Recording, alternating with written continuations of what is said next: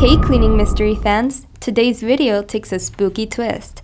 Get ready for a chilling short story that's bound to send shivers down your spine. Grab your popcorn and let's dive in.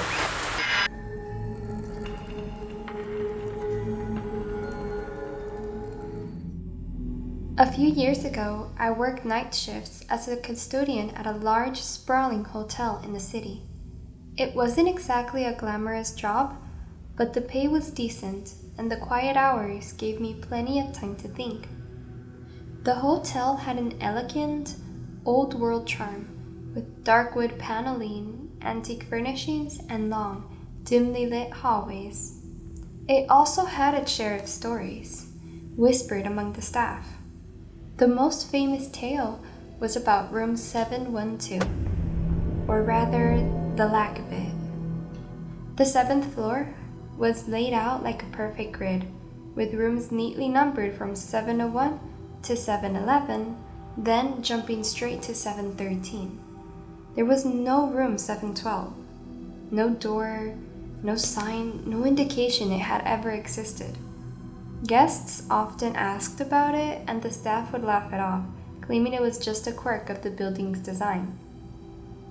But the other custodians told a different story.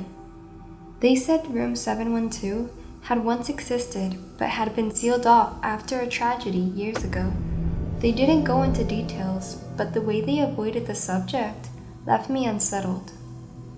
One night, I was assigned to clean the 7th floor. It was late, around 2 a.m., and the halls were empty. I had just finished cleaning the lounge area when I noticed something strange. The hallway, which normally felt cozy despite its dim lighting, seemed longer than usual. At first, I thought I was imagining things, but as I walked toward the elevator, I realized something was off. There, on the left-hand side of the hallway, was a door I had never seen before.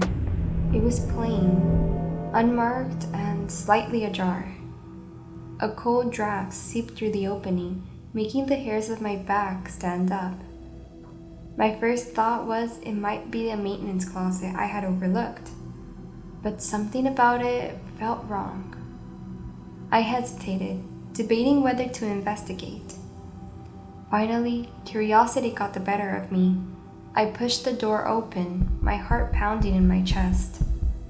The room was pitch black, the kind of darkness that feels alive. I fumbled for a light switch but found none. My flashlight barely pierced the gloom, revealing a room that was completely empty. No furniture, no fixtures, just 4 walls and a bare floor. Then I noticed the smell.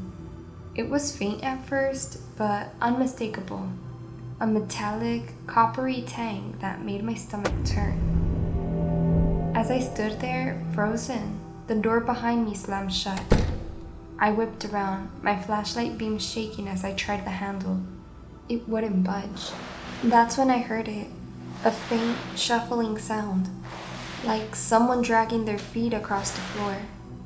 The beam of my flashlight darted around the room, but nothing was there. Then came the whisper.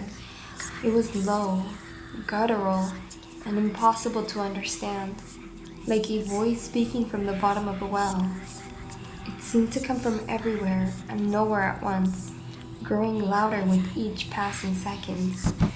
I pounded on the door, screaming for help, but the sound was swallowed by the oppressive darkness. The whispers turned into a deafening roar, a cacophony of voices that seemed to be coming from the inside of my own head.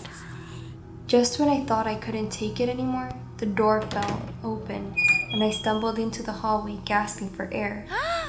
The hallway was silent, the air still. When I turned to look back, the door was gone. The wall was smooth, as if it had never existed. I quit the job the next day. To this day, I can't explain what I saw or heard in that room.